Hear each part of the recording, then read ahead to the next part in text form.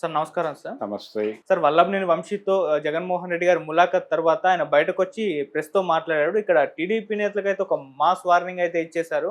అంటే మేము అధికారంలోకి వచ్చిన తర్వాత అక్రమాలు, అన్యాయాలు చేసిన అధికారుల్ని, నేతల్ని ఎవరిని వదలం. వాళ్ళు రిటైర్ అయినా సరే, సప్త సముద్రాలు దాటి అవతలున్నా సరే తీసుకొచ్చి మరి మేము శిక్షిస్తామని చెప్పేసి ఆయన ఈ రేంజ్‌లో ఒక వార్నింగ్ అయితే ఇచ్చారు సార్. మరి ఆయన కామెంట్స్‌ని ఏ విధంగా చూడొచ్చంటారు సార్ మీరు? ఏం లేదండి, మేము అధికారంలోకి వస్తాం అంటే 5 ఏళ్ల తర్వాత హిస్టరీ రిపీట్ అవుతుంది, చరిత్ర పునరావృతం అవుతుంది అనే సెంటిమెంట్ దీన్ని వర్కౌట్ చేసే ప్రయత్నం చేస్తున్నారు వాళ్ళు, వైసీపీ వాళ్ళు.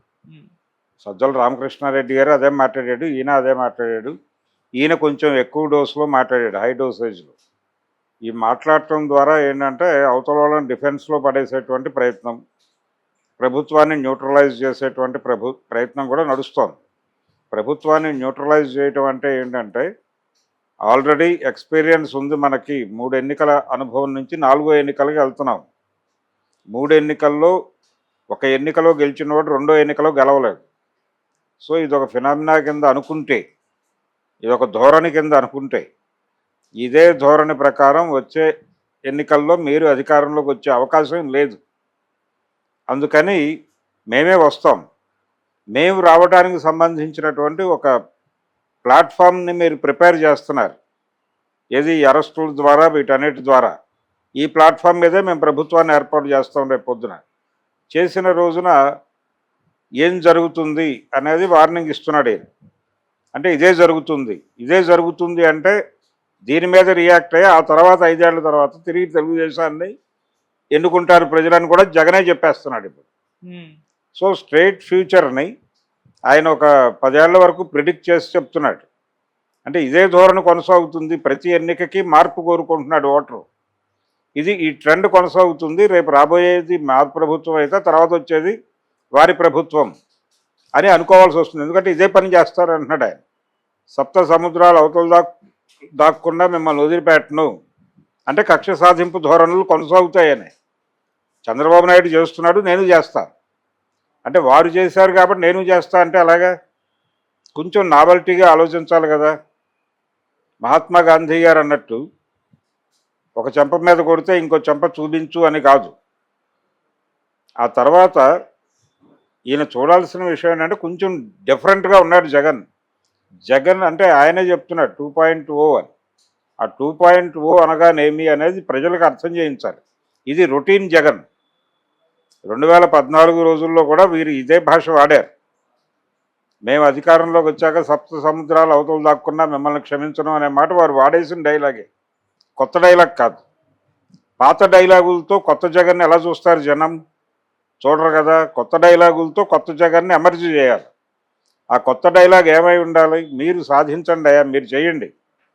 మీరు అరెస్టులు చేశారని మేము చెయ్యం, మీరు మా వాళ్ళని కొట్టండి, మేము క్షమిస్తాం, మిమ్మల్ని అదే పదవుల్లో కొనసాగిస్తాం, మీలాగా మేము చెయ్యం. మీ వాడు అంటే పట్టాభి ఆ రోజున ఎంత వికృతంగా ప్రవర్తిస్తే, ఎంత వికృతంగా మాట్లాడితే మేము ఆ పని చేసామో మీకు అర్థం చేయిస్తాం అని చెప్పి మీరు ఏదైనా చేయండి, జనం గమనిస్తున్నారు, జనం దృష్టికి తీసుకెళ్ళటమే మేము చేస్తాం, ఇదిగో ఇది చేస్తోంది ప్రభుత్వం అని మాత్రమే చెప్తాం తప్ప కక్ష సాధింపు ధోరణులు మాకు లేవు. జనం మీ మీద కక్ష సాధిస్తారేమో మాకు తెలియదు, అది పబ్లిక్ మూడ్. కానీ మేము ఏదైనా ప్రజలకు చెప్పుకుంటాం, ఎందుకంటే అంతిమ నిర్ణేతలు వాళ్లే కాబట్టి అని మాట్లాడుంటే కొత్త స్టేట్మెంట్ అయ్యేది. అలా కాకుండా నువ్వు రొటీన్ స్టేట్మెంట్ ఇచ్చేసి జగన్ 2.0 లేకపోతే 3.0 అంటే ఎట్లా నడుస్తుంది? అందుకని జగన్మోహన్ రెడ్డి గారి స్టేట్మెంట్ అన్న జైలు దగ్గర మాట్లాడిన దానిలో ఒక ఎమోషను, ఒక ఆవేశము ఉంది. జగన్ అంటేనే ఎమోషన్ అంటున్నారు. జగన్ అంటే ఎమోషన్ అవునో కాదో పక్కన పెట్టేస్తే జగన్ని జనం చూడాలి. ఇప్పుడు వైసీపీ వాళ్ళు మాత్రమే జగన్ని కాదు, వైసీపీ పార్టీలో ఉన్న వాళ్ళందరూ జగన్ అనుకూలులు, లేకపోతే అదొక ఎమోషన్గా కనిపిస్తాయి. అది చాలదు.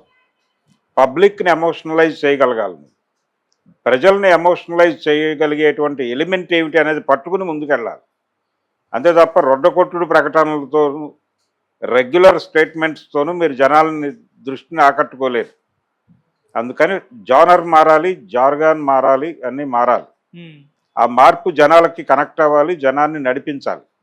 అది జరగకుండా నేను చూసుకుంటాను, మీరు సప్త సముద్రాల అవతలున్నా నేను లాక్కొచ్చి చంపేస్తాను అని చెప్పడం అనేది అది జగన్ స్థాయిలో ఈ సమయంలో మాట్లాడాల్సిన మాటలు కాదు.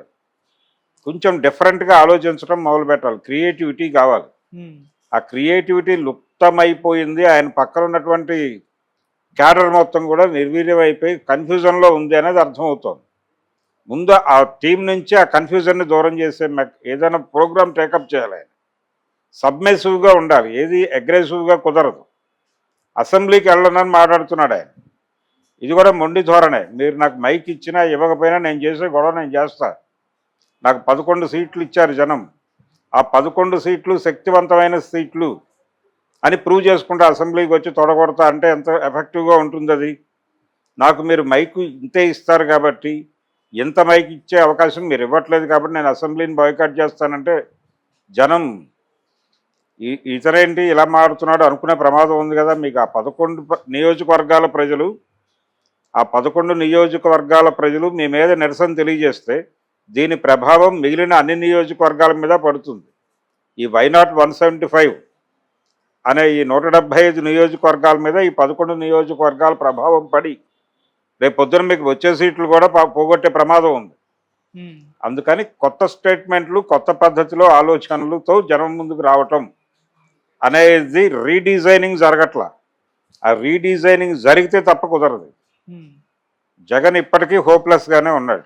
ఓకే, అంటే వాళ్ళ కార్యకర్తలు నేతల్లో ఒక ఫైర్, మనోస్థైర్యం నింపడం కోసం అంటున్నాడు. మనోస్థైర్యం నింపడం కోసం నువ్వు వెళ్ళి నిలబడి వాళ్ళకి అండగా. నువ్వు ఇంట్లో ఉండకు, రోడ్డు మీదే ఉండు. రోడ్డు మీదే ఉండు. కార్యకర్తలు వాళ్ళ ఇంటికి వెళ్ళి ఓదార్చు, వాళ్ళకి అండగా నిలబడు, వాళ్ళకి ఏదన్నా కావాలంటే చేసి పెట్టు, అంతవరకే. ఇది కూడా ప్రచారమే. ఇది కూడా డెఫినెట్గా ప్రచారమే. దీంతో పాటు ప్రభుత్వం వ్యవహరిస్తున్న తీరు పట్ల ప్రజల్లో ఎండగట్టు. కానీ నేను ఇదే చేస్తానని చెప్పద్దు. నేను ఇదే చేస్తాననే మాట ఇంతకు ముందు కూడా అనేసావు నువ్వు, అయిపోయింది అది. ఓకే, దాని తాలూకా ఫలితం నువ్వు అనుభవించేసావు.